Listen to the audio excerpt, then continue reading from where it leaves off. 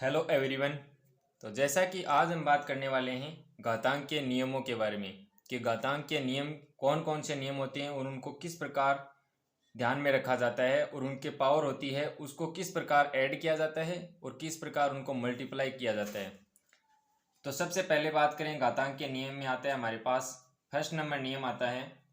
जैसे हमारे पास a की पावर m इंटू a की पावर n है तो यहाँ पे क्या है, आधार समान है। तो आधार समान होता है तो हमारे पास जो पावर होती है वह ऐड हो जाती है। तो यहाँ पे a की पावर m प्लस n बन जाएगी। इसी प्रकार हम बात करें 2 नंबर नियम की।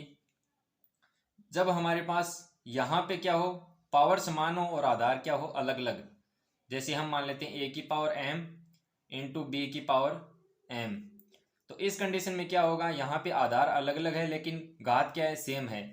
तो ये जो आधार है ये आपस में क्या हो जाएगा, मल्टीप्लाई, और जो पावर है वह दोनों की एक साथ हो जाएगी। फिर हम बात करें 3 नंबर घातांक के नियम की। तो यहाँ पे हमने गुणा का निशान लिया है।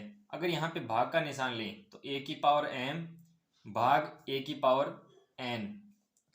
जब आधार समान हो और यहाँ पे भाग का चिन्ह और पावर अलग अलग हो तो पावर क्या हो जाती है, घट जाती है। तो a की पावर m माइनस n। फिर हम बात करें 4 नंबर घातांक के नियम की। जैसे हमें कोई भी संख्या दी गई है, जैसे a दी गई है और उसकी पावर m करनी है, फिर उसकी होल पावर n करनी हो, तो यहाँ पे जो पावर लगी हुई है यह आपस में क्या हो जाती है, मल्टीप्लाई हो जाती है। तो यहाँ पे बनेगा a की पावर mn। फिर बात करें 5 नंबर रूल की। तो 5 नंबर रूल आता है हमारे पास, किसी भी संख्या की पावर 0 करते हैं तो हमारे पास वैल्यू आती है 1।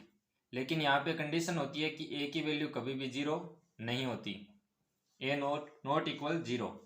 फिर हम बात करें 6 नंबर नियम की। तो 6 नंबर नियम आता है हमारे पास, जब हमें कोई भी संख्या दी गई है और उसकी पावर करनी है 1/n, तो उसको हम लिख सकते हैं a और उसको रूट लगाकर और यहाँ पे लगाएंगे n।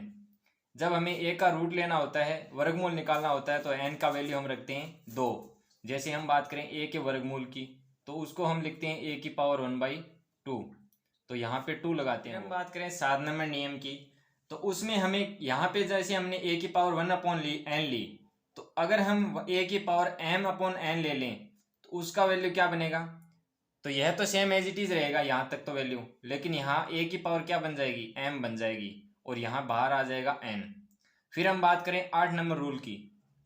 तो 8 नंबर रूल आता है हमारे पास कि जैसे हमारे पास a की पावर m/n है तो उसको हम लिख सकते हैं a की पावर 1/n, फिर पावर लिख सकते हैं इसकी होल पावर m।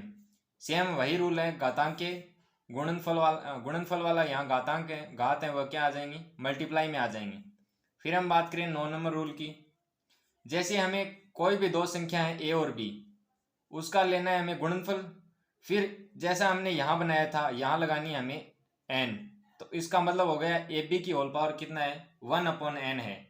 तो इसको हम किस प्रकार डिफाइन करेंगे, इसको हम अलग अलग डिफाइन कर सकते हैं। जैसे a की पावर 1/n, फिर b की पावर 1/n, और 1 पावर को हम इस प्रकार लिख सकते हैं। फिर हम बात करें 10 नंबर घातांक के नियम की। तो जैसे हमें कोई भी संख्या a है उसका हमें लेना है पावर 1/n, फिर उसका हमें लेना है वापिस घात लेनी है 1/m लेनी है। तो इसको हम किस प्रकार डिफाइन करेंगे, तो इसको हम mn और यहाँ पे रूट में आ जाएगा a। तो इसका मतलब हो गया a की पावर 1/mn। फिर हम बात करें 11 नंबर घातांक के नियम की। तो जैसे हमें a है यहाँ पे और उसका वर्गमूल यहाँ पे पावर है n, मतलब a का पावर 1/n है और उसका पावर हमें करना है m। तो इसको किस प्रकार डिफाइन करेंगे, तो उसको हम लिख सकते हैं a की पावर m, फिर वर्गमूल और यहाँ पे लगाएंगे n। इसका मतलब है a की पावर 1/n। इसको हम इस प्रकार भी लिख सकते हैं।